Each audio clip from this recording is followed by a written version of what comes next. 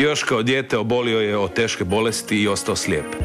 Ali nije klonuo duhom, već je utjehu pronašao u glazbi koju, kako kaže, duboko osjeća i proživljava. Ja sam Ali Salili, dolazim iz Novigrada u Istri i bavim se glazbom. Blizu mene je moja supruga Ileana Halili. Pokušavao sam sa glazbom zaboraviti bolesti. Razbolio sam se kad sam imao 6-7 godina, pa sam u jednoj teškoj operaciji u Ljubljani izgubio vid, znači nakon operacije sam se probudio slijep. Ja imam veliku volju jer ne znam ni sam odakle mi ta velika volja, ali nešto me muče da nešto napravim, da nešto postignem, da idem naprijed, da idem naprijed.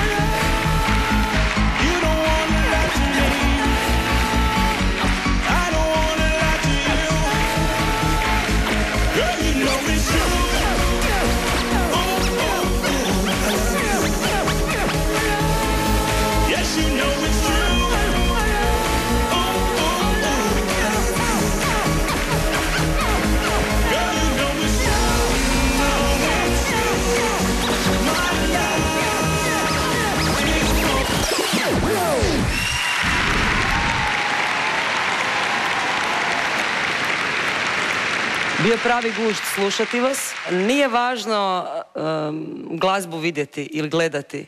Važno je glazbu osjetiti. A vi ste osjetili bolje nego mnogi koje poznajem. Divim vam se na hrabrosti i čestitam vam od srca. Što ste prijavili super. Hvala lijepa.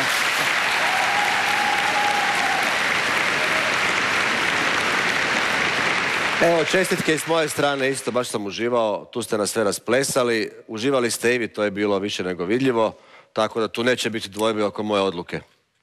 Konačna odluka. Da. Da. Da. Bravo.